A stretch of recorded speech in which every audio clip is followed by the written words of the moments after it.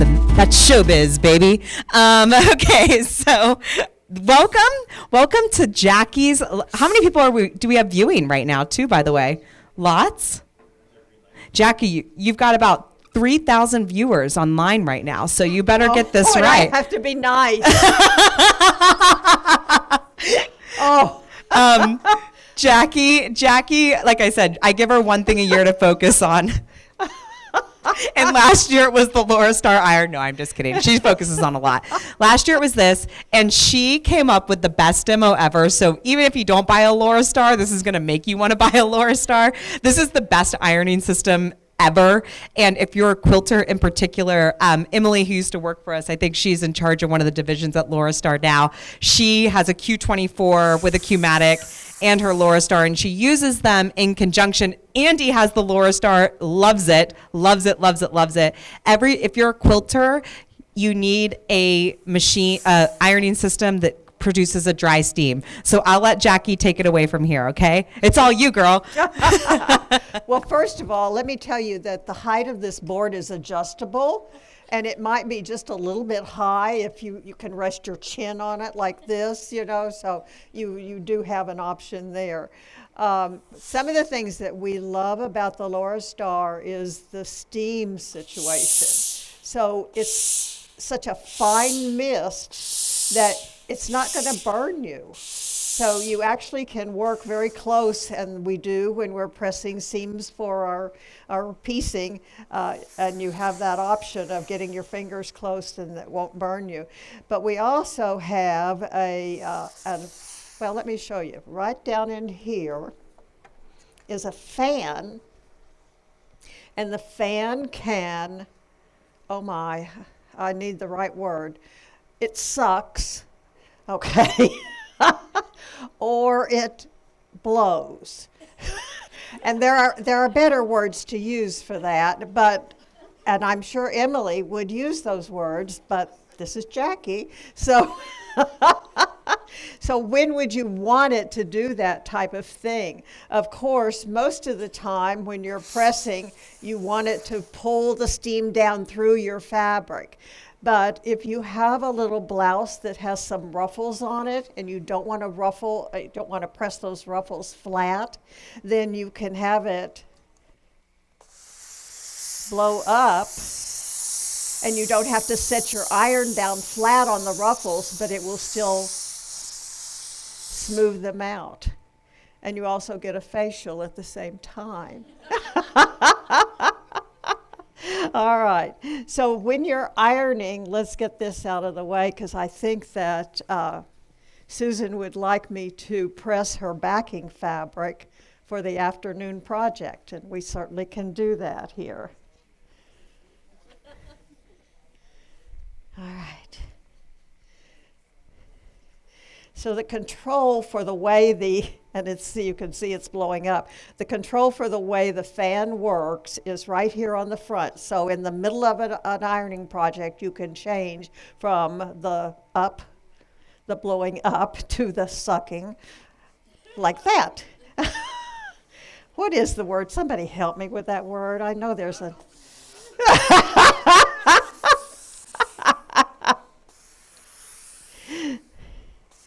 Oh, y'all, it does such a nice job. And you can see that even though there's a wonderful stand for my iron, if I'm just moving fabric around, I tend to just set it on the cover and don't worry about it. Now, I wouldn't go off and do a load of clothes at that point, but oh, you all should see what's happening to the seam or to the fold of this fabric. It really smooths it out beautifully.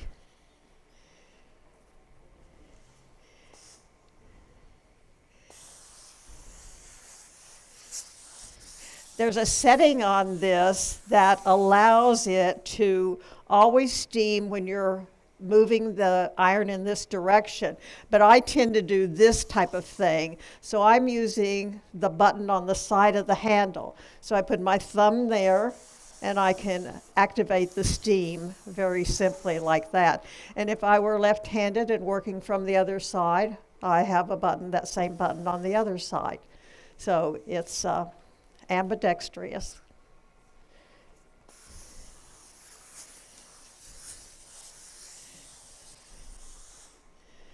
So how many of you just love to iron? There are people. Yeah, uh-huh.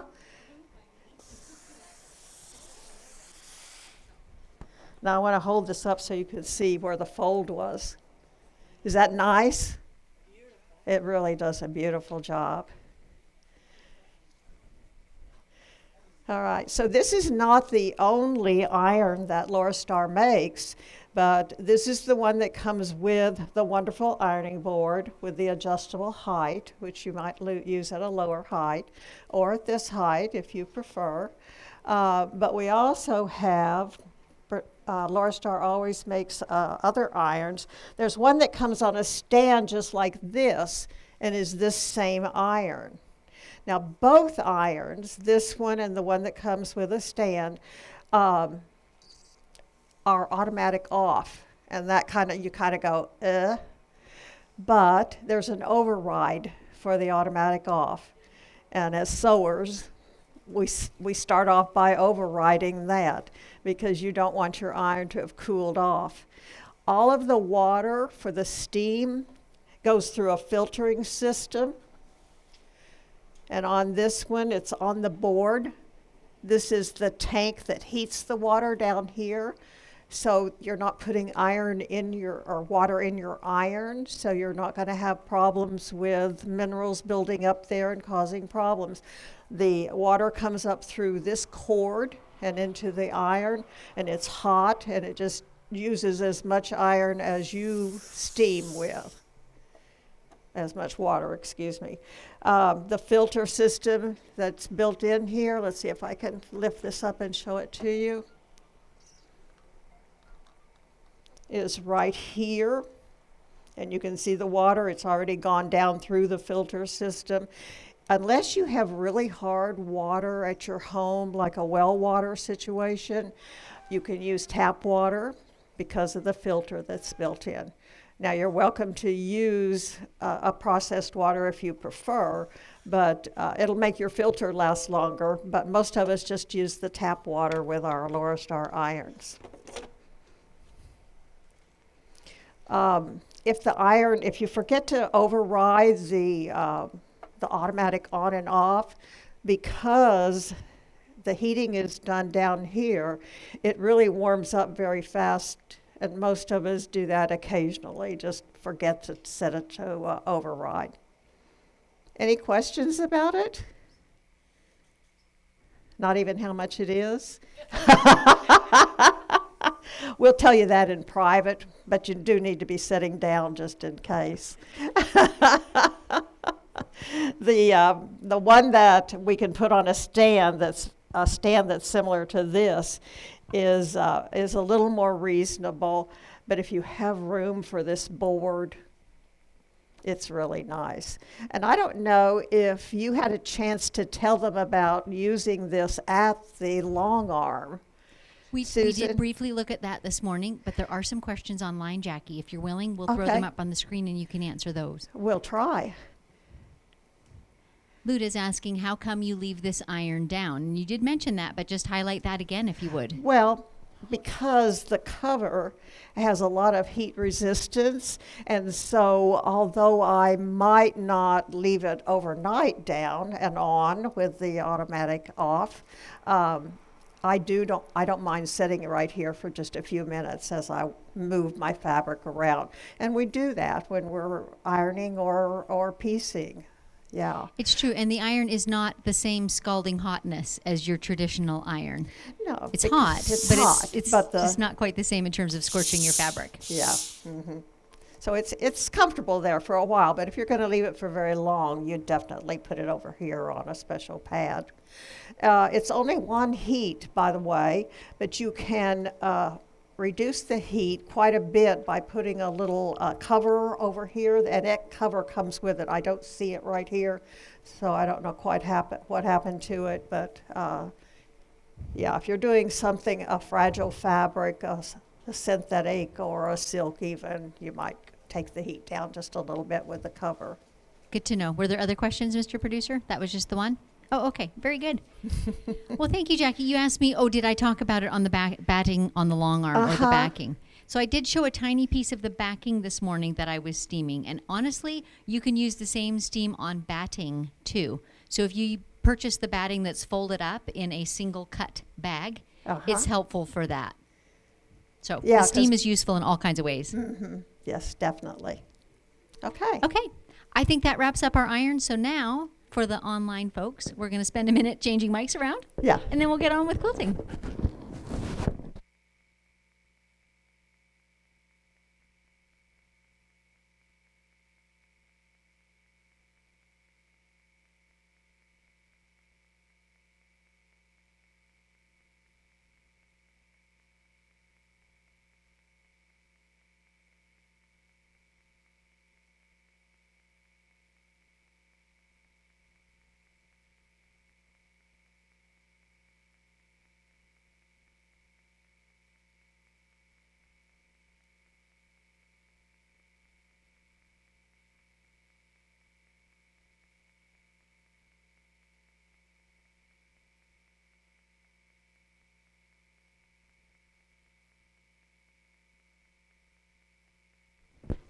Okay, we have live sound, yay. Okay, welcome back to those of you who are tuning in online. This afternoon, I'm going to be doing a couple of things. First off, I'm going to finish up the project that I began this morning. What are you? Oh, a bunch of questions just came in. Okay, let me finish my sentence first. We're going to finish off the project that we started this morning, which is free motion quilting, some loops, but just a couple more things I wanted to say about that. Then we'll dismount this project and load up a ruler type design. And what I've set up is basically a small table runner with some little sample blocks on it that we're going to play around with. And I'll show you some things, and then there will be opportunities if any of you in the room, in fact, want to come up to the quilting machine and quilt. And if any of you want to quick start driving and come and join in, like that would be fine too. Okay, a few questions came in regarding the Laura Star, I presume. Can you use the steam on wool batting? As far as I know, yes, Mary Ellen. It is not a hot steam. As you saw, Jackie was able to put her hand right in it. I don't know that I would hold it over that wool batting for a prolonged period because heat and moisture might cause shrinkage, and I haven't tried it out fully myself. I buy my battings by the roll, right? So I typically don't have to steam them. So, conditional answer.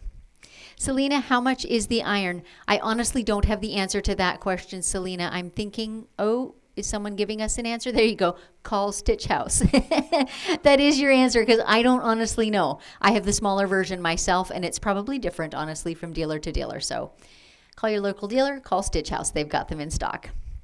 Nita, how do you override the auto shut-off? Oh, that's an easy one.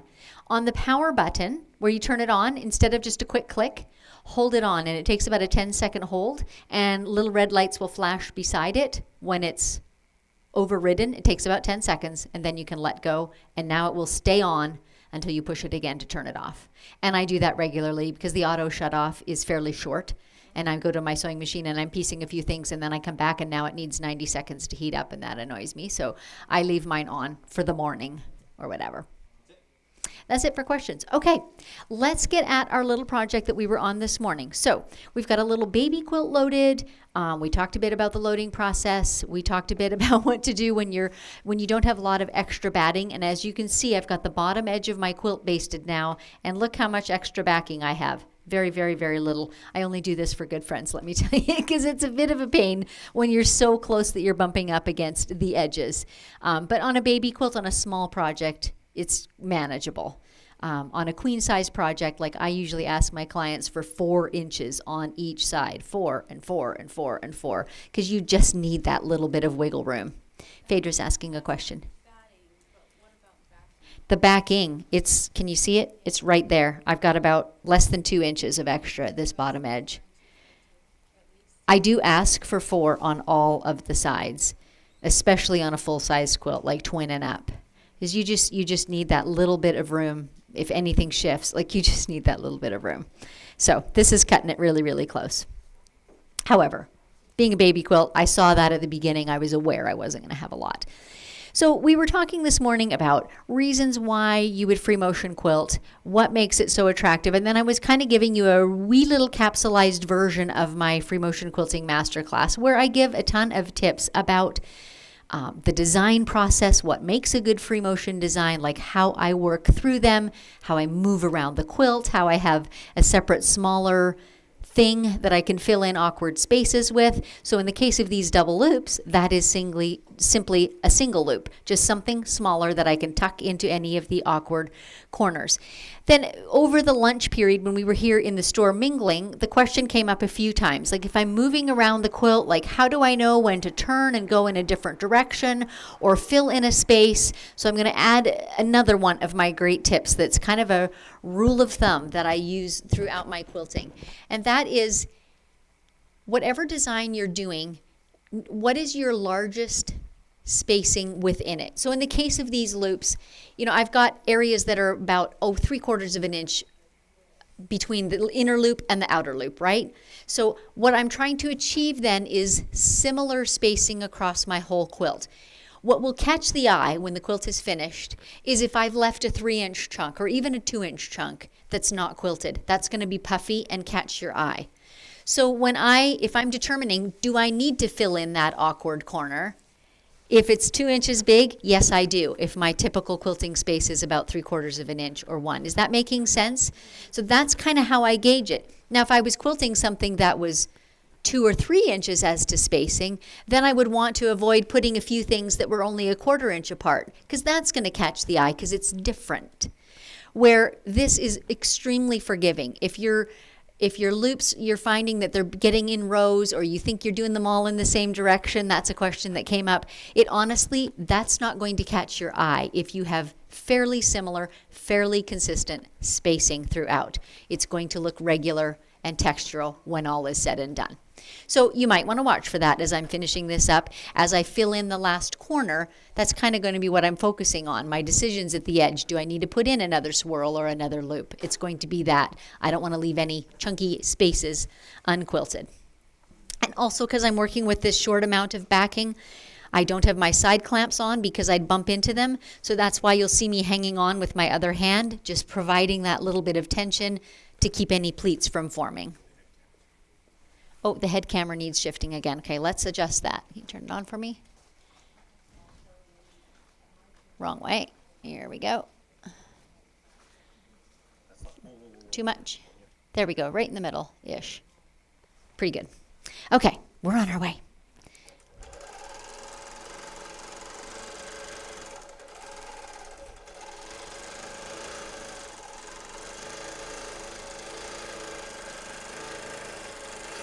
You might be able to see on camera too, what I do is I'm approaching the edges of my quilt when a whole design motif won't fit in, and how I literally pretend like the design continues off the quilt, but I don't in fact continue my quilting off the edge, and you'll see what I mean when I get to a corner.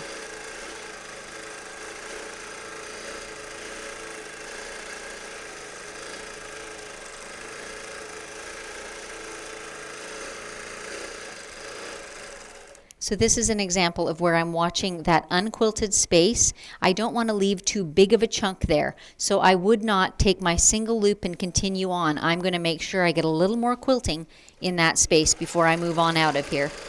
Just like this.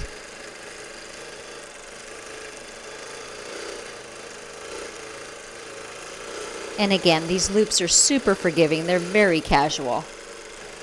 But that's how I measure it a lot of times. That's how I make my decision about whether to add more, whether to add an extra little motif in the corner, or whether I can just bypass it altogether.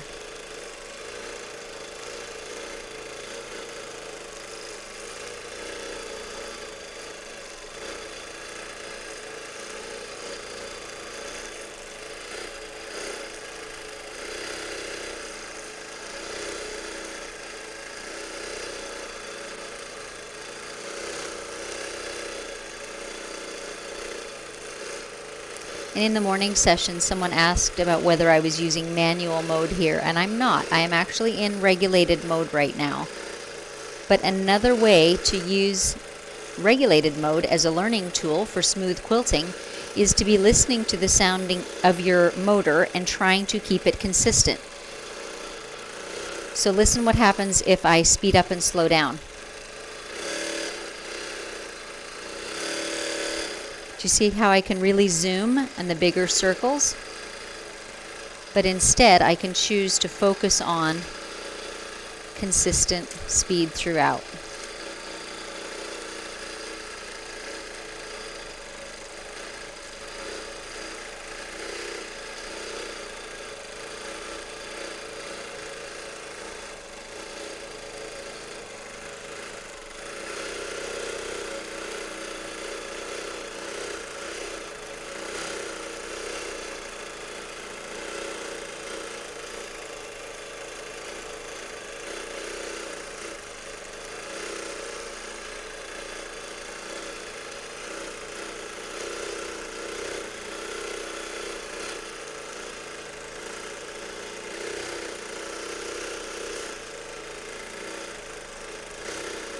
Here comes a partial one.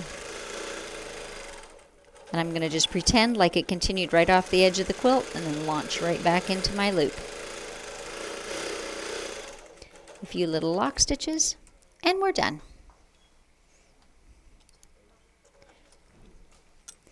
So now you'll get to see what I don't show very often on air, which is the actual taking off of a quilt, because it's not very dramatic. But it is quick.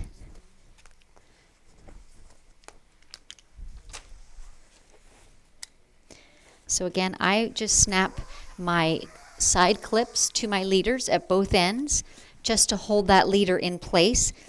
Again, this system is ever so slightly different than mine is at home. At home, I would have my bottom one actually pulled up here, and so this is just to prevent it from flopping. I'm just setting myself up for starting the next quilt is all I'm doing.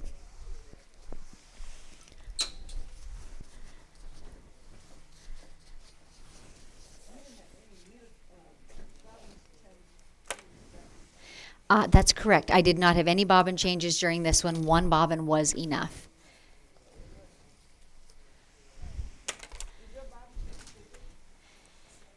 I'm sorry, what was the question? Is the bobbin case bigger? It is an M-class bobbin, which is fairly common in long arms. It's bigger than most sewing machine bobbins, yes. So, you're welcome to pass this around. The little loopy quilt is finished. Back and front. Frankly, it's a reversible quilt. It's cute on both sides. See?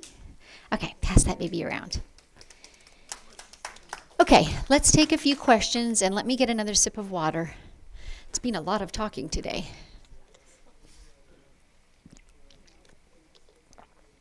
Judy is asking, do you ever quilt the inside of the quilt edge to edge and quilt the border separately? Absolutely. That is completely an option, to quilt something in a border design and then in the interior space use an overall or edge to edge type design, and that absolutely have done that lots of times. Judy also asking, do you recommend using a foot that is thinner when quilting free motion so you have better vision, and does it ride over the quilt easily? Well, let's talk for half a second about feet. What I've got on the machine right now, and I'll just leave it on the machine because that's probably the best way to see it. Yes, if we want to have the close-up look, Dave. What I've got on the machine right now is a number 9 darning foot, which is very small, and I'll pop it off so we can see it from the side. It's very thin, you can see that, and it's just a circle. So that is a common foot to use, but in addition, I'll just grab this and bring it close to the camera too. What I'm going to use this afternoon is a ruler work foot, which is the same size of circle, but has this thicker profile necessary for using against a ruler. So now back to Judy's question, do I use that slimmer one so that I have better visibility? I certainly can, but I'll be honest, in my work at home, I frequently just have the ruler foot on and leave it on there because then it works for ruler work and it works for free motion, and it seems to slide over the seams pretty well. Now I do have a feature that many long arm brands do this, but for sure Bernina does. There's a cup-shaped acrylic piece that you can slide over this ruler foot, and it's like a bowl shape on the bottom.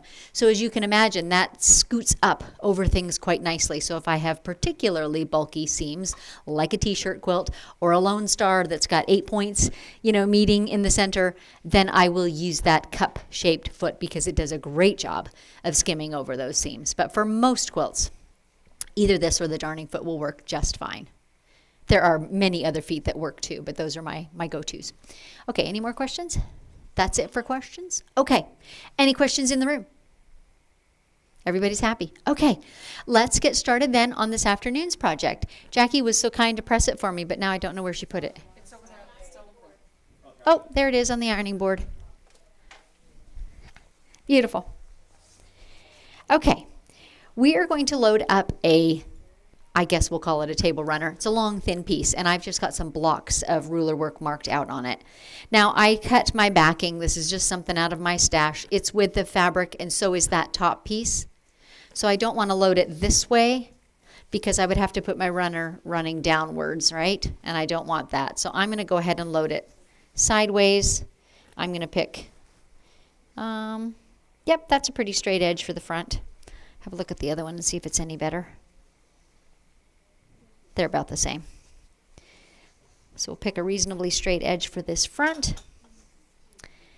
I'm just going to go ahead and put the ruler foot on before I set it down and forget where I've put it, because that would be like me. And you see how easy the feet are to change? It's just like the Bernina sewing machines, just a lever you flip, take out one foot, put the other one on. Easy peasy.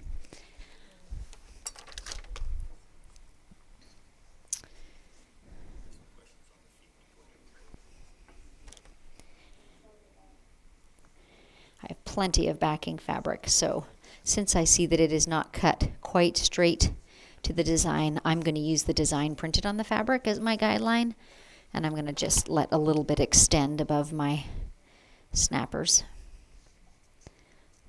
Hopefully it's printed straight of grain.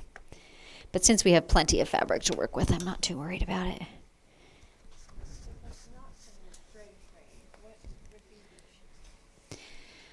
Tammy's asking if it's not printed straight of grain, what would be the issue? I mean, that's fairly common for a print to not be straight of grain, and you kind of have to decide how much it matters to you, like which one is more important to you. I tend to go with the grain of the fabric regardless of the print.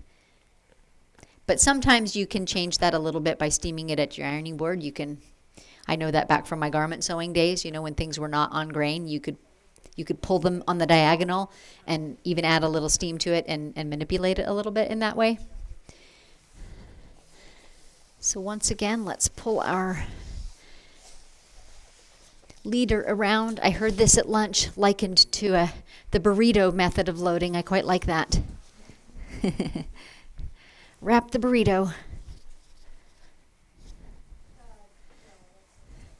All I know is it works.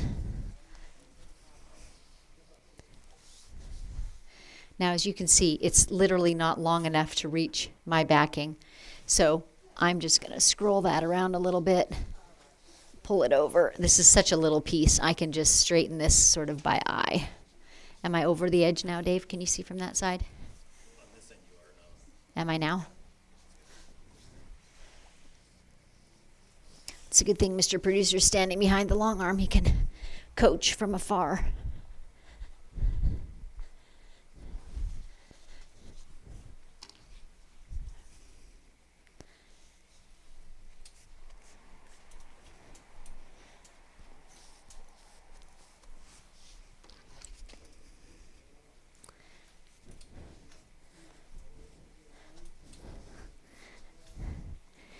These little snappers are a bit stiff.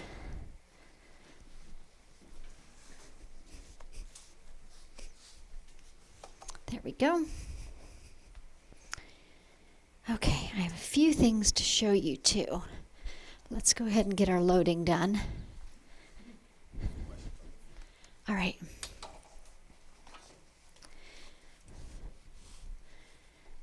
I mentioned this, I think, yesterday, but I will again in case you see me running back and forth end to end and wonder why I'm doing it. This machine was set up with the ratchets at one end and the wheel crank at the other. So I've already talked to the people from the store, and they're going to switch that out because you don't need to run back and forth from end to end. It's much more efficient to have that all at the same end. Okay, there's our little quilt. Let's take a few questions on the feet that came up online before we move on. Gladys, are the feet not spring-loaded? You have very sharp eyes, Gladys. The one that I loaded on for the ruler work is not spring-loaded. It is long arm specific. And I think it comes with the Bernina ruler kit, but they do in addition make ruler feet now that are spring-loaded, and that's what I use at home, just so that I get that interchangeable quality with my sewing machine, and I like it. So the foot looks the same, got the same thick profile that you need for a ruler. But this one foot that I have on today is long arm specific. That is true. Oh, Mr. Producer dropped a question. It's coming back. Here it comes. Julie, Susan, do you know if you can make the foot lower to the stitch plate when stitching a piece of fabric onto a background? The problem is that the foot is too high and that affects stitches, tension, etc. Really great point. On this, and I'm going to hold this up for the folks that are in the room. On this long arm specific foot that does not have a spring, you can't adjust how high up and how down it goes, how far down it goes. But on the ruler foot that does have a spring, it also has the little wheel, and you can make it higher or lower, depending. So even a thick quilt, you might raise it, and a thin quilt, or like you say, appliquing a piece of fabric, you'd want to lower that down so it's just above your fabric layer. But you need the spring-loaded one to have that adjustability. Okay, another question. Judy, does it really matter if you use the pop sockets on the quilting rulers or rulers with a handle to hold the ruler? And what ruler grips do you recommend for the bottom of the ruler? On it, it does not matter at all what you use to grip the ruler. You don't have to have anything on the ruler to grip it if you don't want to. But I do think that the pop sockets or the handles of some form are easier and less fatiguing on your hand than just pushing, because that's your option on an only flat ruler. In terms of what to put on the bottom of it to make it a little bit sticky and less prone to move, personally, I have always quilted without anything on the bottom of my ruler, so that's how I continue doing it, because I've gotten used to that feel of it and it's fine. But there are tons of products out there, so I think experiment. Some are a bit sandpapery, like little dots that you might put on the bottom of your ruler that grip. Some are a bit almost sticky-ish, like silicone. Some, Bernina's recent releases of rulers, the whole bottom of them has a slightly sticky quality. You can feel it. And like threads and lint don't stick to it. It's not tacky, but it resists and doesn't slide on the fabric. So there's lots of variety out there. You just try and figure out what feels good for you. That's it. Okay. So the one quilt we saw already this morning, but it is a small example that I could easily bring of some ruler work. Like, where would you want to use rulers and why? And of course, rulers come not only in straight, which is what you're going to see on this quilt, but in all kinds of curves and shapes as well. So really the sky is the limit. And I might at some point actually, I might run or get someone to run for me and get just a few off the store shelf to show you a few more ruler options. But I brought some with me as well. Anyway, on this one, where would I use rulers? Well, think of my piano key border. Imagine if I was trying to straight hand that. Like, you really can't. A long arm will make fairly nice straight lines forward and back and fairly nice ones side to side, but you try and make an angle and it doesn't like to do that because the rails run in the two vertical and horizontal axes, and so it doesn't want to make a diagonal line. So you could not get that kind of neatness without some sort of guidance. And that's what a ruler does for you. It guides where you're stitching. So whether you choose to use a curved one or a leafy one or a heart-shaped one or an anything, yeah, that's my bag. No matter which shape you do, that's just what it's doing, is providing guidance. You're bumping your hopper foot right up against it, and it's just guiding where your stitching goes. It can be a super tool if you're not really comfortable free motion quilting. It can help you get going.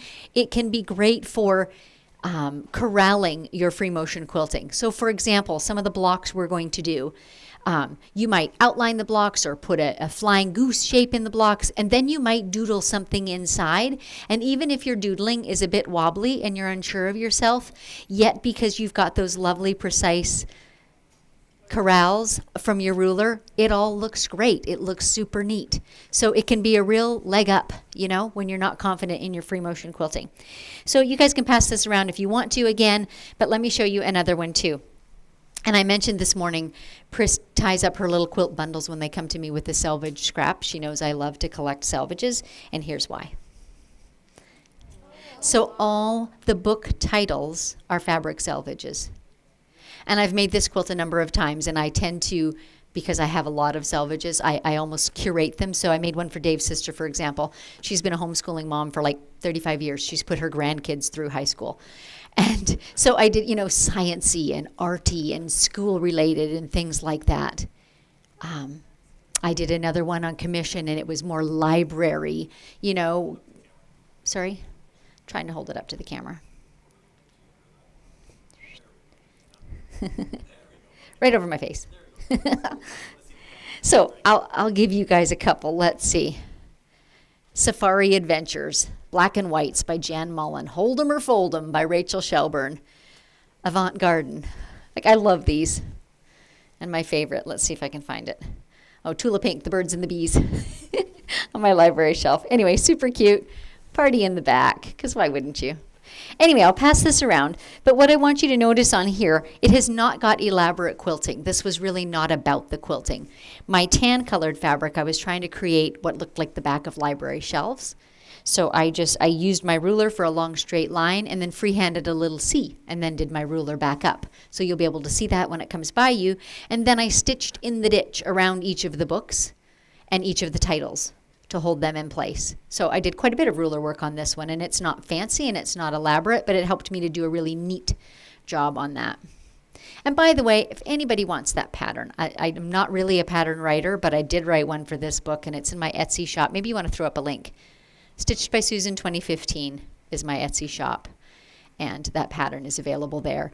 And the way I kind of did it, it's a little bit free form, so I offered options. Like I gave the kitty outline, which by the way, that little face is the profile of my black cat. I like traced his profile. And I did the lamp, and I think in the pattern I've got a vase and maybe a clock or a personal family picture, like just different things that you can put on the shelves. So it's very personalizable, but like how to do the slant book and how to do the stacked books and things like that. And the little, I'm going to hold it up for one more thing. This little one up here was just an orphan block that I had laying around, right? So every one that I've made, I have in some way tucked a little orphan block into just for cuz it uses up my orphan blocks. I don't remember if the yarn is in the pattern. I literally couched it, so I just put an invisible thread on my sewing machine and just wound it to look like a ball of thread and then left a little bit hanging loose off the bottom. Yeah, I mean, there's no fancy techniques in it. It's just fun, and the selvages, like just playing in your selvages and reading through them and finding these super titles. And I probably should apologize to the fabric designers because not always did I get the same name with the actual designer. Sometimes they were, you know, shuffled. Anyway, that was fun. So let me go ahead and get loaded. Did anyone want to see this one again and look at it from the perspective now of ruler work? The cross hatching was done with a ruler. The strings of the guitar would have been done with a ruler. And meantime, I'll get this little baby loaded.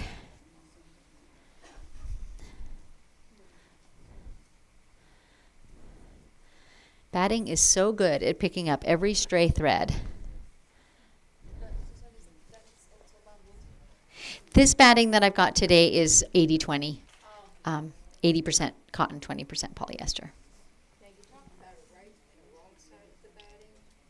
I did. And you know, my experience with 80-20 batting is that I can use it both ways and not have to worry about it. But some battings you literally can feel they have a scrim, which is like a thin net stabilizer on one side, and that's the downside. A lot of quilters will say, like this is needle punched. That's how they mash all the fibers together. It's like this mat almost of thousands of needles just down through it. And I can see if I look, it was going that away. The holes are on this side, the poke downs are on this side. So most people will say you should stitch the same way that needle punch went. But in my experience, I've done it both ways and I've not had trouble. So that's my 2 cents. So I've marked, I should show you guys before I load it up. I've marked a few blocks on here. And that's what we're going to play with, just some very simple blocks that we're going to stitch with our ruler. And I'm going to leave the white thread on because that way you'll be able to see it very nicely. And I've left room for one more block in case there's something in particular that you want to see. We can draw that one on and stitch it out. All right, a little bit more prep that we need to do. If you're working at a sit-down long arm, such as the 16-inch that's over here on a table, of course you've already got a flat surface, a table, to rest your ruler on. So all you need to do is put this ruler foot on, get your ruler, and you're good to go. But if you're working at the long arm, the little table that is the nose of it is not big enough to keep your ruler stable on. It will wobble. And so you need a ruler plate. And this one simply snaps in place like that. And now I've got a table which slides under my quilting surface. And now I have a stable place to rest my quilt ruler. So let's talk rulers for a sec. Oh, we have so many. Quilter's candy, that's what this is. Bernina has several boxed sets of what they consider to be basic rulers. Oh, this one's not even open, so I'm not going to rip into it. But I wonder if the staff might have a couple Bernina rulers so people could feel the texture. Okay. Okay. Oh, maybe. thought I had a pair of scissors up here actually, but I don't. So yes, please. Oh, there they are. And there's one on your machine. I'm not using my good scissors. Oh my goodness. How has he gotten to this age with that thought in mind? The audience here says that was such a guy thing. Tisk tisk.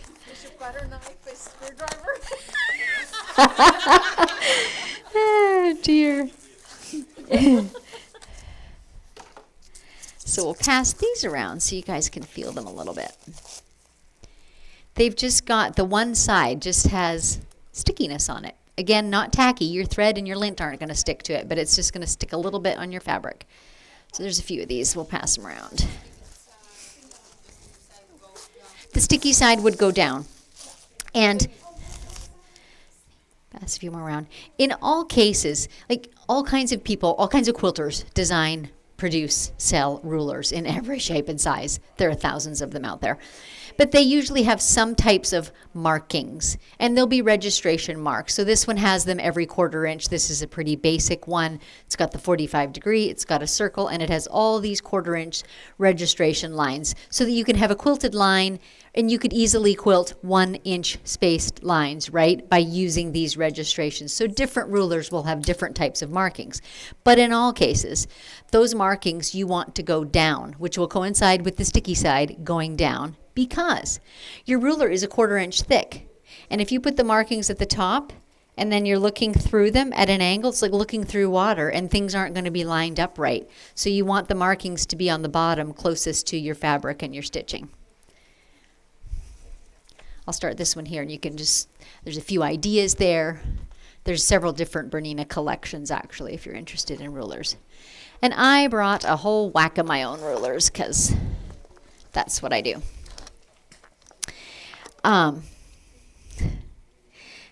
Funny story.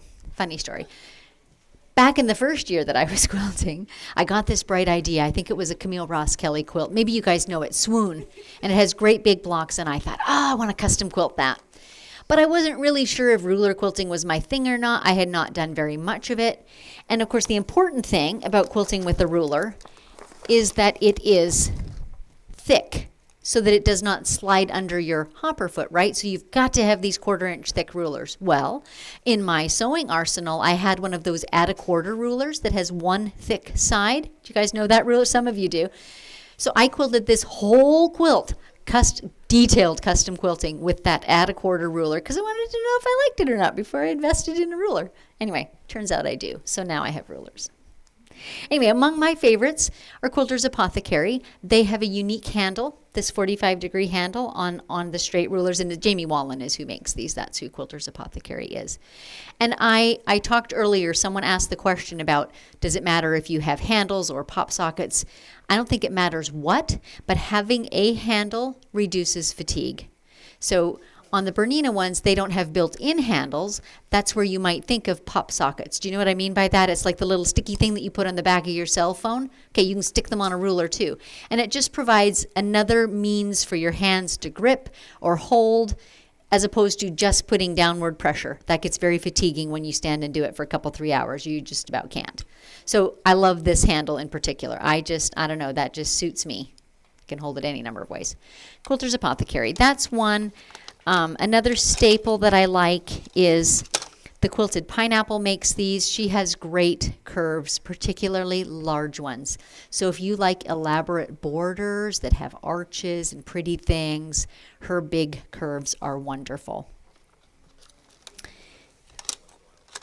And then this is another favorite. This is by Jody Robinson, who's a long arm quilter, and it just has all these sizes of circles, both ins and outs, and I like that.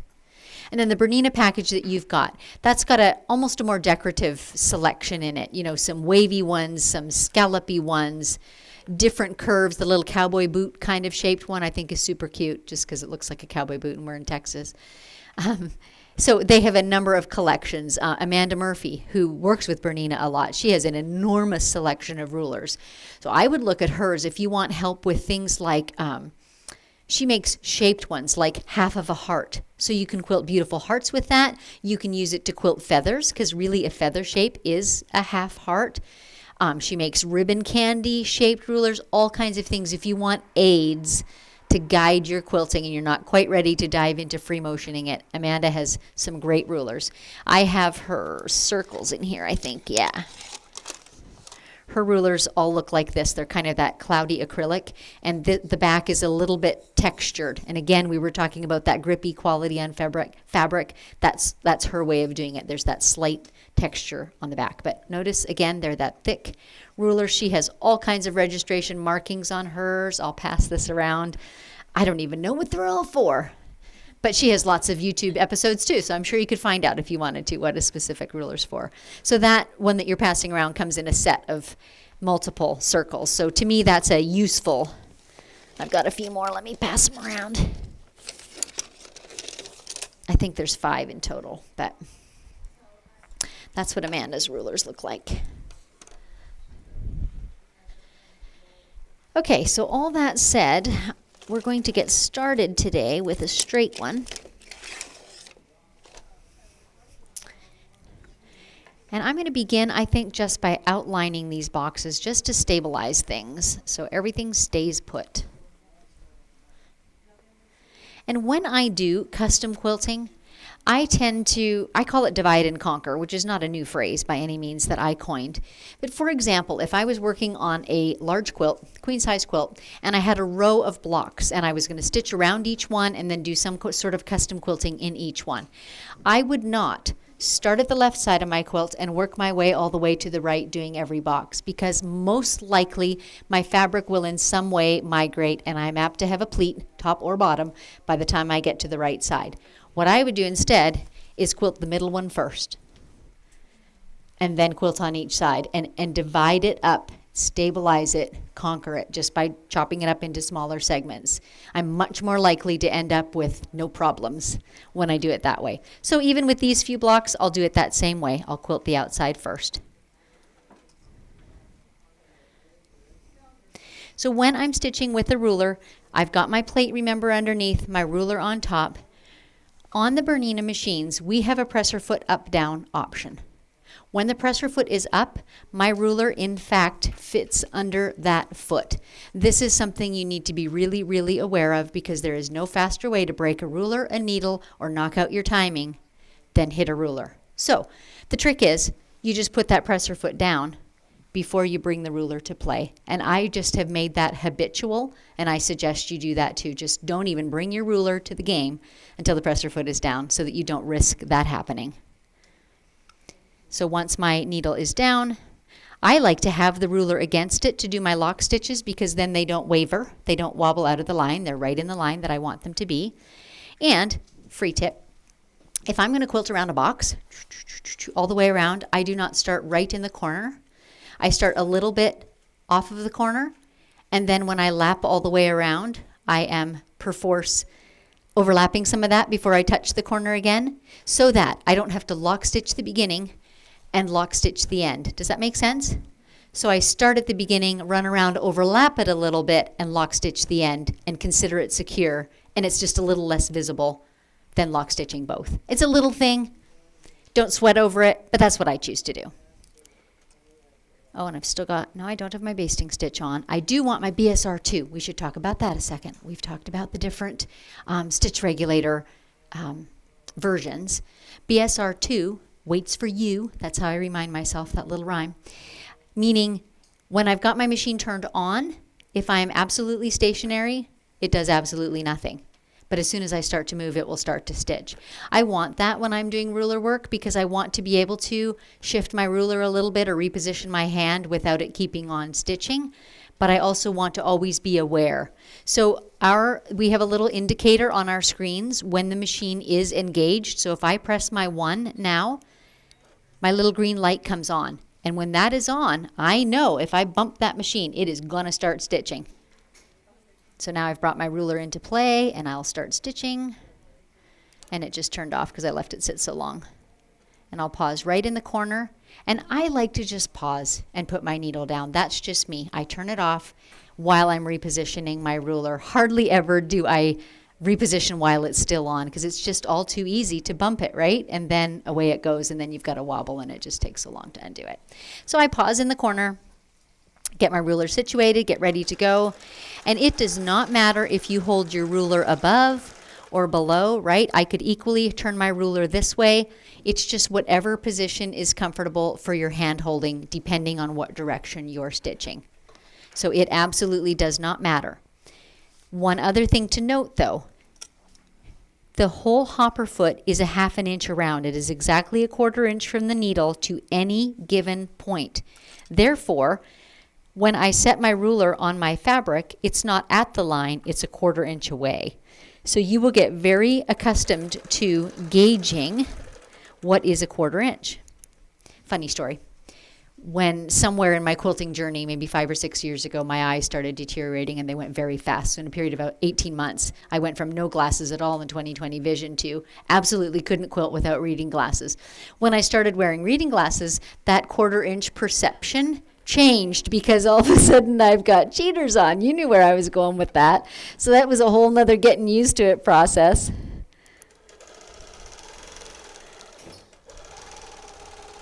So you're seeing me do brief pauses there while I move the ruler. That works. It's just a gentle, like I'm not really changing direction, right? So a lot of this stuff, I was talking to Kelly, who was sitting here yesterday, and he was saying he was working on a quilt with the ruler, and he was appalled that even with the ruler, which should give you absolute accuracy, he got wobbles and bobbles. It is still a learning process. It's not quite as severe as free motion quilting, but it is still a learning process. Just how much pressure, because you're squeezing that ruler, that quilt sandwich between ruler and plate, right? And table. And so if you have a death grip of weight on that ruler so that it doesn't move, you're going to have a hard time literally moving your machine. And of course, if your grip is too light, then your ruler's going to wobble while you're stitching. So that's just a thing that you figure out as you go. Again, I tell stories all the time about my own journey. One of the first quilts that I did ruler work on, it was after the custom one with the add a 1/4. The next one, I had like a chevron that I quilted with the ruler. So many chevron lines, and then I quilted pretty things between, a feather, you know, bubbles, whatever. All those lines, and it was like a bed-sized quilt. I can remember the difference from when I started that quilt to when I finished that quilt in the level of my control of the ruler, the precision of my lines, like getting them 1/4 inch apart, or lines that went like this, you know?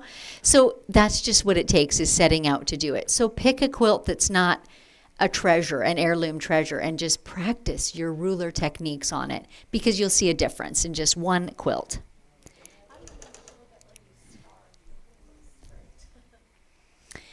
The question is, how do I ensure when I start that the ruler is straight? Well, I've got lines drawn on this one. Often you would have seam lines in your quilt that you could line up your ruler to. And it is a little bit by eye, right? That 1/4 inch spacing is by eye too. But also, like, start slowly and you can adjust the ruler a thread or two if you need to, right? So I'm going to go ahead and just quilt the perimeter of this box, and then we'll take a vote as to what we should quilt in it.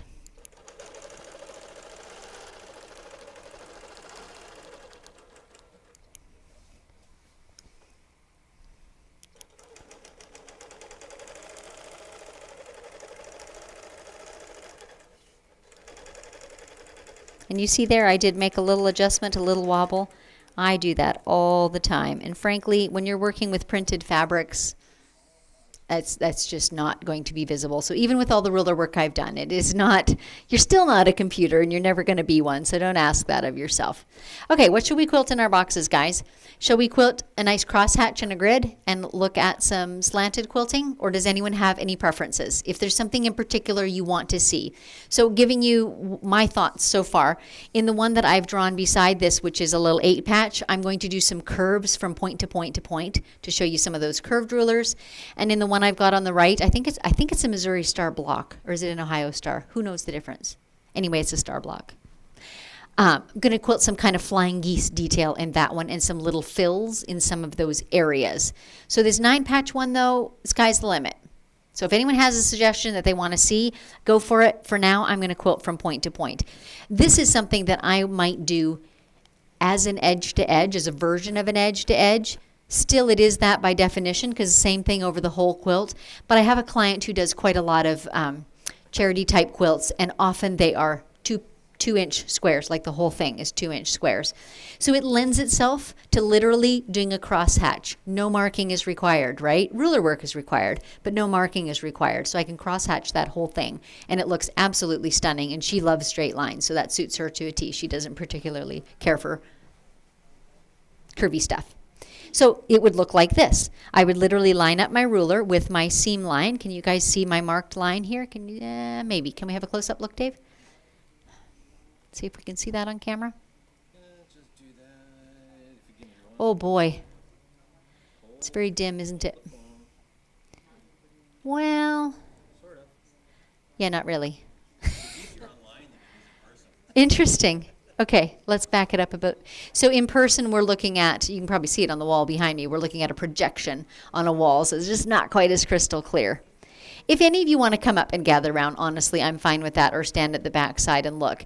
But basically, I've got my 9-patch drawn in, and I'm lining up my ruler a 1/4 inch away from those intersections because of the depth of my presser foot. Yes, a question?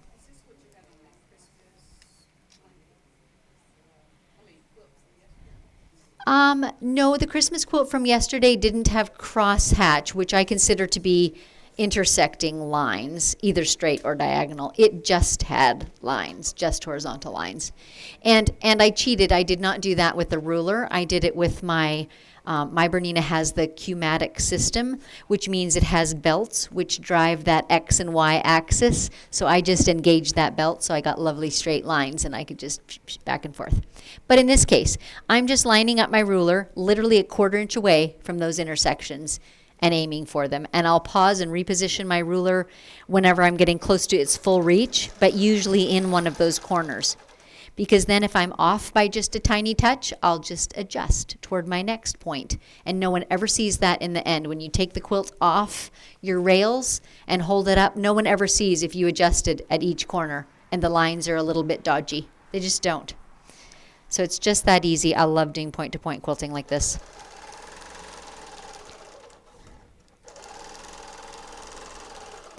And then typically, I would travel in what I've already quilted. So even if it's a seam line of my quilt, I would literally just travel in it to the next place that I wanted to do a crosshatch.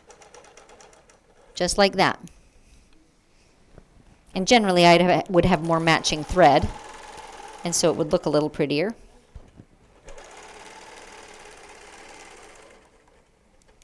And that's how you crosshatch. Now, there are a million, if you guys like figuring out thread paths or mathematical things, there are certainly a million ways that you could approach this without starting or stopping. Certainly if I'm doing a width of a quilt like this, I will literally do a giant zigzag across, right? And then move one line and do a giant zigzag back. And if you just keep doing that over and over again, they eventually all get filled up. And then that's one advance. And then I move it forward and do the same thing and just bump up against where I stopped before. Does that kind of make sense? And I do have some YouTube episodes on that. In the case of this one little block, I'm not doing it in exactly that way. It's not as efficient. But there's a million ways you can do that.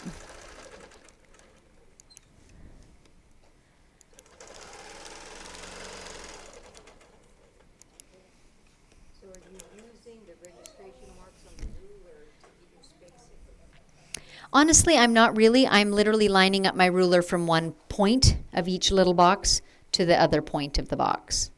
So if I wanted to echo this line, so say for example, I want to do another line a 1/4 inch away, then yes, I would. So in this case, because remember I'm stitching a 1/4 inch away from the ruler, if I line up my ruler with my line of stitching, then I'll get a 1/4 inch echo, right? So I can do that if I want to add that little extra bit of fancy to it. And I mean, the sky is truly the limit in terms of what you could fill this with. So let's fill this with, say, some loops, just for fun.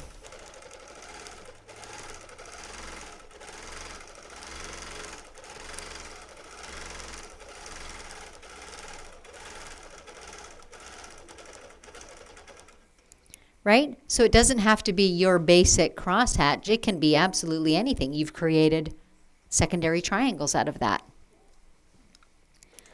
You could alternate. There's just so many things you could do. I don't even know where to stop. But let's do another one just for fun.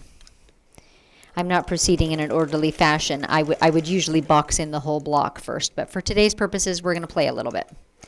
Let's do some matchsticks in here.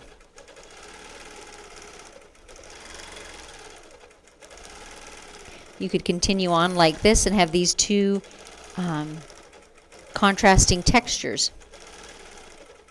And repeated en masse, that would look absolutely amazing.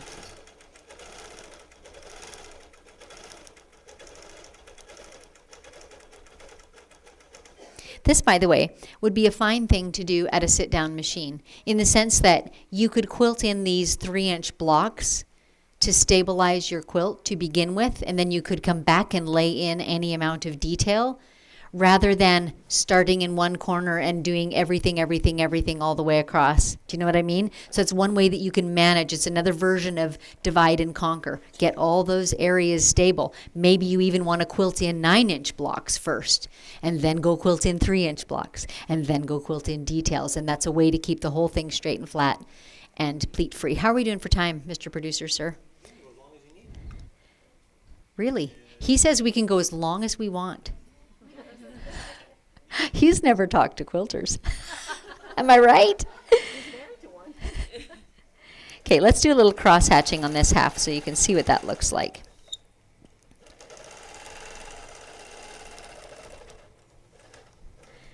Another little side note. If I were at home in the real world, because my handlebars change every which way, I would flip this left one way up out of the way. It's just in my way because the camera's on it today, right? So I can't change it, but that's the ease of being able to move your handlebars any way you want to. So I would just swing it right up, and that way I'd have much more room for my left arm to work. And if I was left-handed, I'd reverse the process.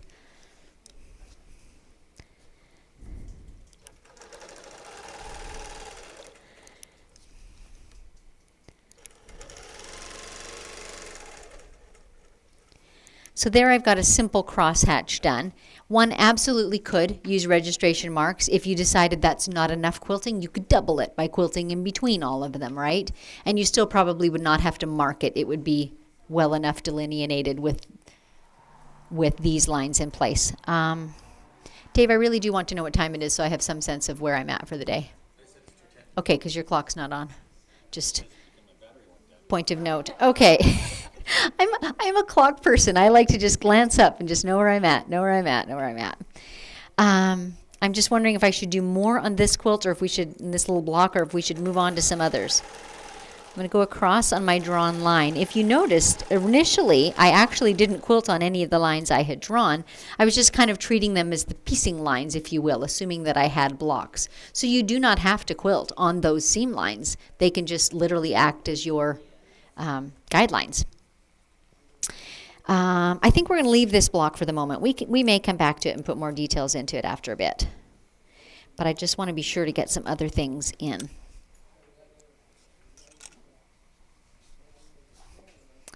Let's do this little 8 patch one. So again, I'm starting a little ways off the point. A few stitches. Put my ruler in place. All the way around it.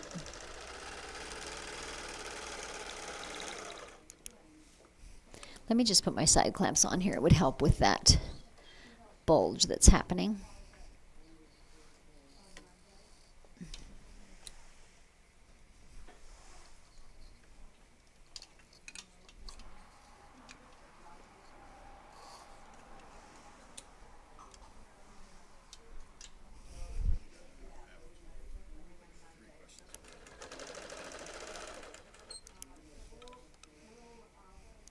And again, with this one, I'm actually not going to quilt that entire grid that I've drawn out. I'm going to assume that was the piecing.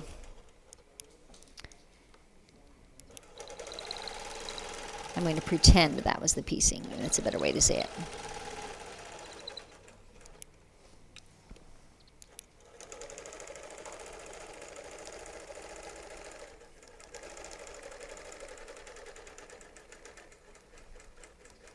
I missed that corner a little bit, but we're not sweating about accuracy today, are we?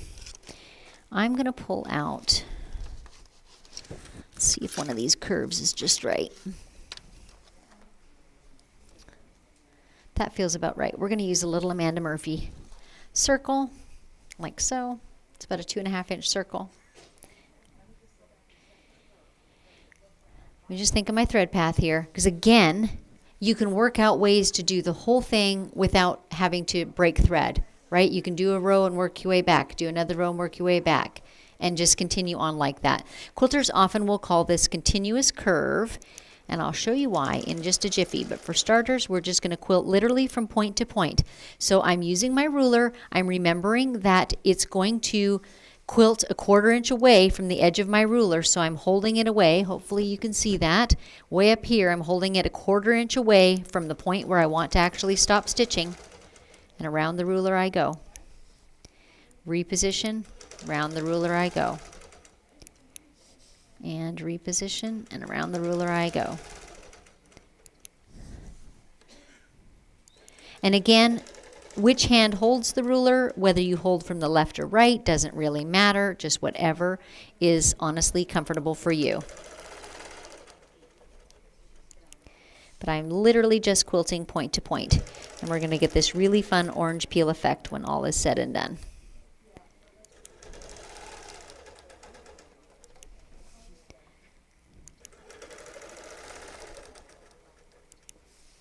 Isn't that cute?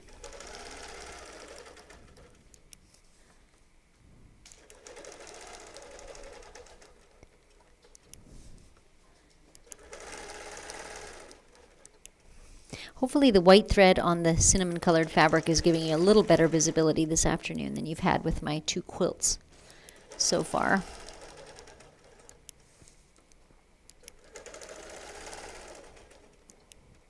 So here, I would not continue up to that top point yet. I would go do my next row and my next row, and when I'm done my whole pass, then I'll go up, up, up, and finish exactly where I began, and every row will be covered. So I'll do one more row like this, and then I have another design to show you. And the truth is, there's more than one way to skin this cat. Like I could now go down and back up, and across, down and back up, or I can go across, across, across, right? Either way works. You just decide whichever way you want to do it. And I'm not exactly hitting the points. One might want to be a little more accurate than I'm being. On the other hand, if you're working on a print, who's to know? But now you'll start to see the orange peel as I build more rows. Nope, this way.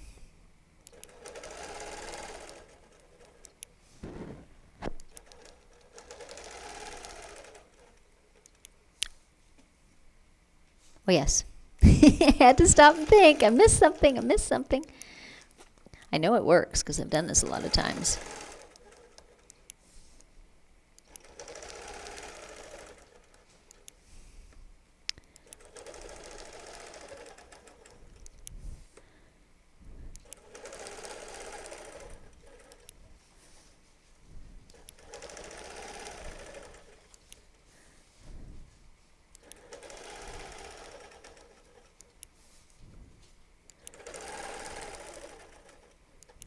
Okay, now that I've shown you all that with a ruler, I'm going to show you what it looks like if you do that freehand. And then I'll be really honest, this is how I would typically do it, because you saw how long that took me to do with the ruler. It's not awful, but watch how fast this is, okay?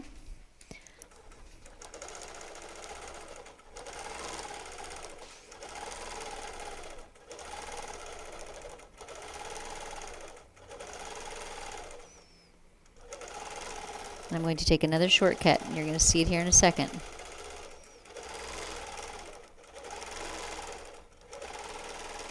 And this is why quilters started calling them continuous curves, because you could literally just bob from curve to curve and go through several at once if you're working on a bigger area, like this.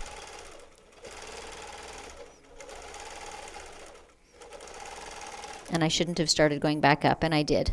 Well, we're finishing. Here we go. You get the gist of it. Are my hand-done curves as precise? No, they're not. But when a whole quilt is done like that and you look at the resulting texture, it's great. And if you stand and do 10 or 20 or 100 of them, you get better at determining how shallow should my arch be or how deep should I be taking it, and your curves improve.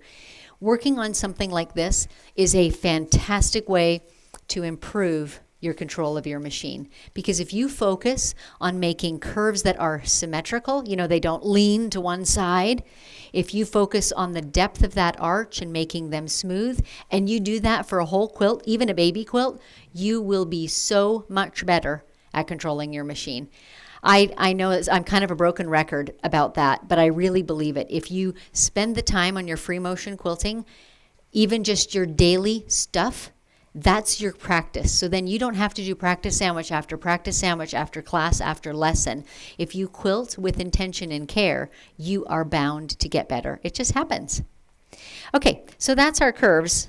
Too bad Susan went afield, but you know. That's our curves. Let's do some pretty little flying geese.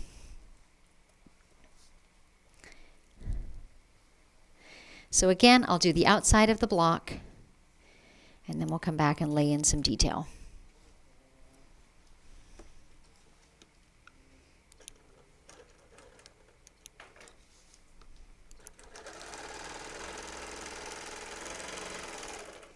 It still has not come clear in my mind whether this is a Ohio Star block or a Missouri Star block. I think it's an Ohio Star. But regardless of which it is, this is a common one that you see in a lot of quilts. I quilt quite a few quilts of Valor, and this is just a block that is so common in them. Can you see my fabric pushing to the left? That is because I don't have my side clamps on. So let's stop and remedy that for a minute.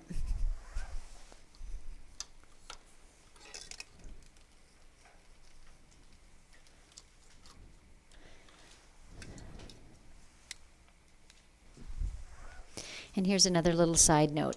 If you are possibly thinking of doing this for others, I mentioned this morning that I ask my clients to give me 4 inches on each side of a quilt top, like of extended backing. If they want ruler work, I ask for 8. And you'll see why. My ruler table now is going to hit these side braces. Likewise, even at the front or at the top. Like, I'll have a really hard time working with my ruler against that top. I just can't work that close to it easily. You just need more room for ruler work. So I'll do a little bit of it on this left side, and eventually I'm going to have to take those clips off because they're just going to get in the way. But know that to be true even on your own quilts. You need extra backing. You'll be so glad you did. You'll tear your hair out otherwise. Okay, what are we going to quilt in these little fellas? I think we should do some of those continuous curves in the corners, and then we're going to do some ruler work in the geese.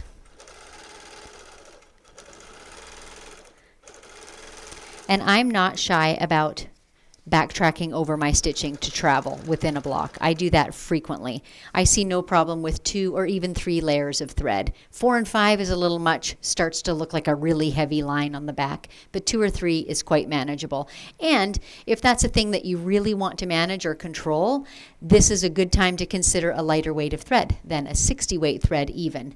Or if you maybe use Deco Bob is a brand that makes a great bobbin thread, and it's 80 weight. It's really fine. So then on the underside of your quilt, you see much less of that threadiness that we often don't love. Okay, let's make some little flying geese. I think I'm going to hit those blocks right away. They didn't last long, did they? This is a common one for me. Dave, did I bring my marking pencil up here, or is it still there, the little blue one? Do you see it? Okay, never mind. I've got another one here. This will work. A word about marking pens. I have 2 with me today, and these are the 2 that I use very commonly. The purple variety are a air erasable marker, so just a little bit of time, and they're going to disappear. And the blue are a water erasable, and they literally take a spritz of liquid to make them disappear. A few more thoughts about that. The purple one kind of depends on your climate. So if you have high humidity, if it's a humid day, you might find that it's disappearing too quickly for you. I live in a very arid climate, so these work well for me. They last for hours on my quilt, and I can get a lot of quilting done. But if I want to do marking, for example, the night before, then I'm going to choose to use the water erasable one. Further than that, I use these a lot, and I've never had disasters happen in terms of them showing up down the road or appearing in high sunshine or really low temperatures. But when I use a lot of them, when I do a quilt that's got custom work and I do quite a bit of marking, they are still a chemical. And even if you've spritzed it with water and it's disappeared, there is still chemical in your fabric or in your batting. And so when I use them, if I use them heavily at all, I do actually rinse my quilt when I'm done. And that gets rid of it. And I've never had any trouble with it in that way. Also, I use no name brand. I just get whatever. I don't find that the name brands particularly last longer. And I go through quite a few of them, so I'm fine with that. Anyway, for today's purposes, I did use the water erasable so that it would last and would not disappear while we're working. Meantime, one of the things that I like the look of on these flying geese is just when I divide it and put some triangles in, and those become very visible when I've quilted. Sometimes I will take the time, as I'm going to do now, to mark in my the point where I want to end. So I'm going to go about halfway from top to bottom and then about halfway again. And you'll see I'm just going to use those registration marks to line up where I want my quilting to end. And lots of times I just wing this too, as I wing many other things. So I'm lining up my ruler a 1/4 inch from that point so that my stitching will end up on that point. Pause, line up my ruler with the side of the goose. And I'm going to repeat the same thing back using that other registration point.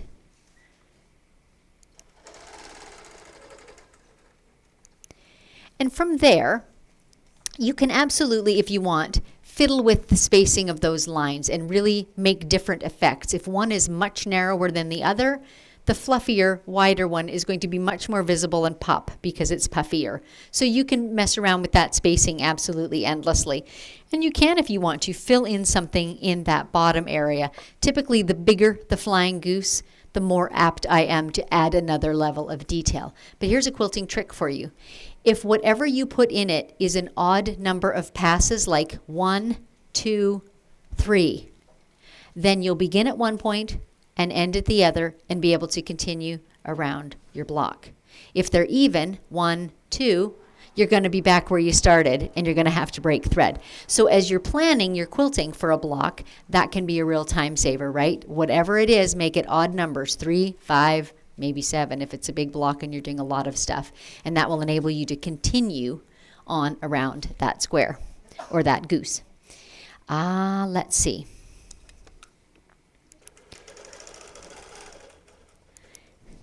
There's just an absolutely endless order in which you could do these things. I'm choosing to just do this, focus on this one little goose. In real life, I'd be more apt to repeat through my whole block. But we're going to do different things throughout this block, so I'm just going to do a little section at a time. And I choose to make some loops in here.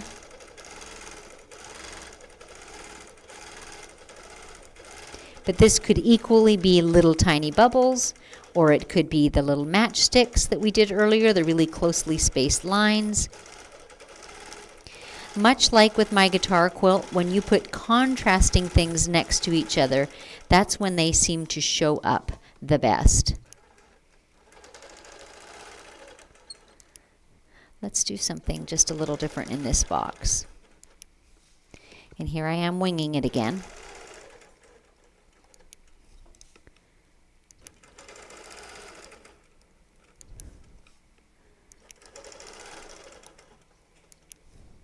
But you see how you can just sort of endlessly add lines, and largely I am doing things that are point to point, that are not requiring an enormous amount of marking or care or planning in advance.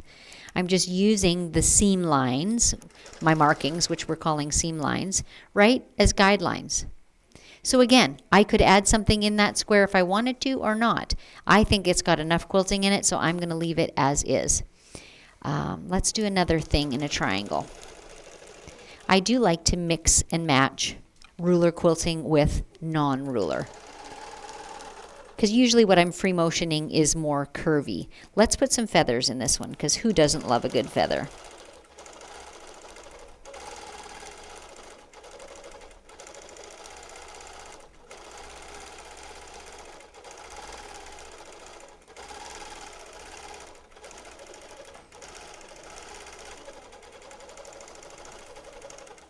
How nicely did that fit in there? So do you see how the sky is just the limit for, like, if you love geometric shapes, do lots of lines, diamonds, arrow shapes, boxes within boxes, cross-hatching. If you love curvy things like feathers, like loops, like bubbles, the sky is the limit. Okay, 226. Are we about ready to go off air, hon? Go with our in-house people?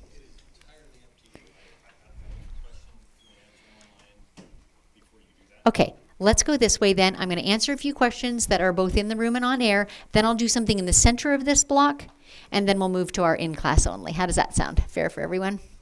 Good. Okay, let me grab a sip of water while we pull up that first question.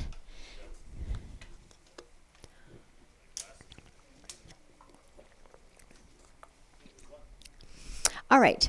Sandy, do you have to stitch in the ditch before you quilt in a block? I typically tend to, Sandy, for reasons like this. I think it looks nicer on the back of the quilt to have that block defined. And also, it gives me an opportunity, as you saw when I was stitching both of the blocks, the 3 blocks that I've worked on so far, I will often travel to the next area as opposed to cutting my thread and starting again. So it gives me that stitching line that I can travel in. If I didn't have that and I travel some places and don't stitch in the ditch in other places, then it looks very stoppy-starty, and that does not look good on the back.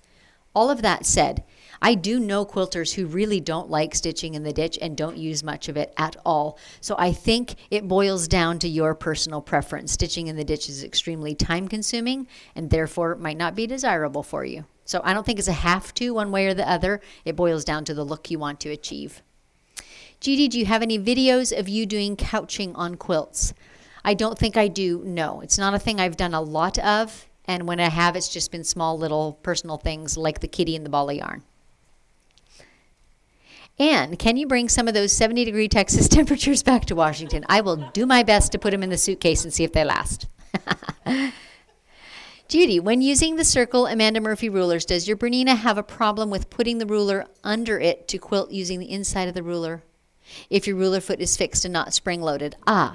So you're asking then if on the bigger ones, for example, I could slide this and quilt the interior of it. I absolutely can on my Bernina, like the foot lifts high enough, I can slip this under.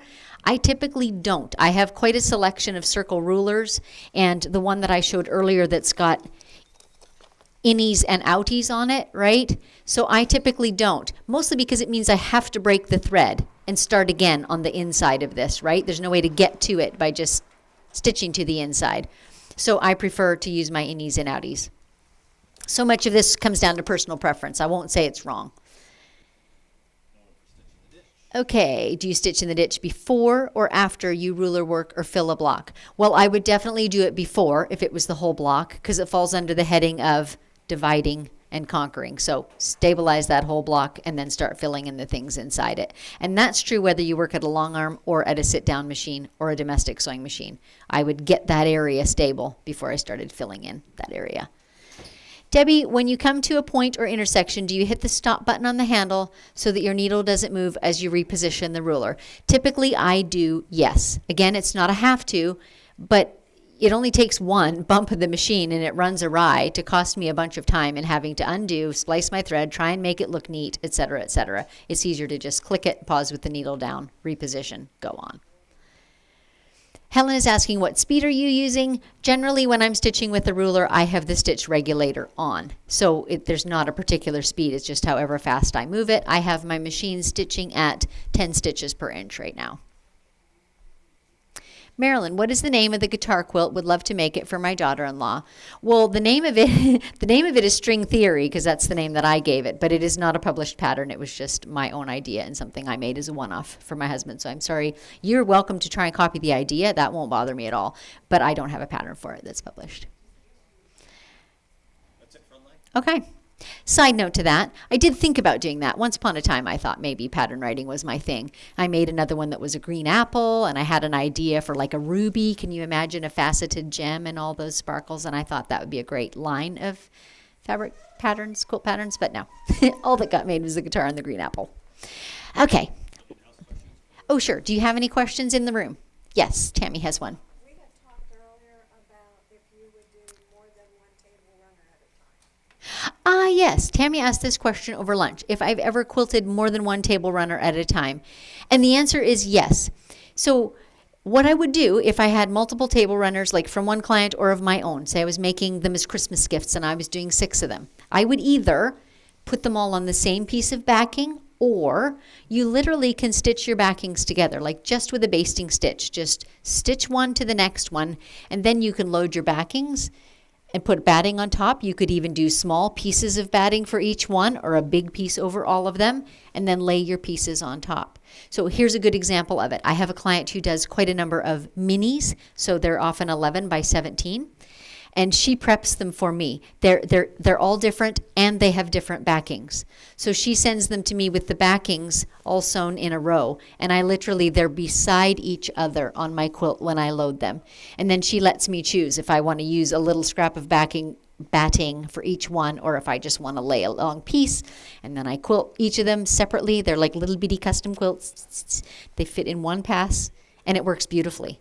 I've done it with Quilts of Valor, because sometimes they will have, just a navy backing, and you can put 2 or 3 quilts, and then you only have to load one time. So one giant piece of backing, and then I just load my batting, load my quilt, and quilt it, and then progress to the next one. So that's several ways that you can do multiple quilts. Okay. Off to a slightly different Mm-hmm. when you're doing a quilt, do you prefer to do your ruler work first, or do you do free motion and then fill it with ruler work? So Tammy's asking, if I'm doing a custom quilt, do I prefer to do ruler work first, free motion second, or all together, or sort of what order? Typically, I would try to pick the type that had the least stopping and starting and advancing of my quilt. So if my ruler work was certain blocks and they were all cream colored, I might do all of those first, and then I would have my different areas divided and conquered, and then I might come back and do my free motion if it was some other color. But if the thread was the same color, I would probably do them simultaneously, because I could move around within a block doing both ruler work and free motion, all mixed in together if it was the same thread and all other things being equal. It changes from quilt to quilt. It's so interesting you should ask that, though, because the very first custom quilt I ever did was my own, and it had it was all solid colors, and it had like these little windows framed in white and then sashed in like a teal blue. Those are pretty extreme color changes, and I can remember still looking at that quilt thinking, do I have to stop and start for every block, frame, and sashing? And in fact, that is what I ended up doing. I used colors in the blocks. I used white in the sashing, or in the frames. And then I did the sashing all at once in my little teal. And it worked fine. Was it time consuming? Yeah. Might I think of doing that differently? Yeah. But if you have extreme color changes, it's just up to you. It comes down to how much time you want to spend, honestly. So, yeah. One more online. Okay. Tanya, for a beginner like me with rulers, what rulers do you suggest? I suggest starting with basics, a good straight ruler and a good curved. And by good, I mean, like we're looking at Bernina ones today because they're designing them for many quilters. They're a good basic. It's just a universal sort of length, not real short, not real long. The curves are just your most common ones. So a collection like that might be a really great place to start. I feel like Amanda Murphy, she's a very experienced quilter, and I don't think you could go wrong with her rulers because she's just got such a wide variety. I personally don't tend to get the ones that are shape specific because I don't use rulers for that, for like ribbon candy. So I would start with a couple good straights and a couple good curves and call it good till I wanted something else specific and knew what it was I wanted. Does that help? Oh, there's another one. Sandy, do you turn your quilts when you do feathers on top and bottom borders? Different topic here, but sure, I'll talk about that. Typically, no. So what Sandy's asking, I think, is you've got your quilt loaded and you're doing something pretty in all the borders. Do you do the top one and the bottom one and then turn the quilt so you're doing a top and a bottom again instead of sides, right? My personal preference is to do a border in one big lap. So often I will have stitched in the ditch inside that border as I'm working my way down the quilt. I'll have basted around the outside edge, and I'll just leave the border undone. And when the rest of the quilt's all done, then I'll come back and start anywhere in that border, let's say a feather, as Sandy was asking about, and I'll quilt that feather and rewind my quilt and keep quilting that feather, advance my quilt all the way down, across the bottom, rewind my quilt, and go all the way up and join. That's my favorite way to quilt a border. The only time I would turn it is if I had a border that's quite intricate, has a lot of detail in it, or has I need it to be perfectly divided. So maybe there's arches that are every so often, and that's hard to do along the side of the quilt and know that it's going to come out right when you come to the bottom, right?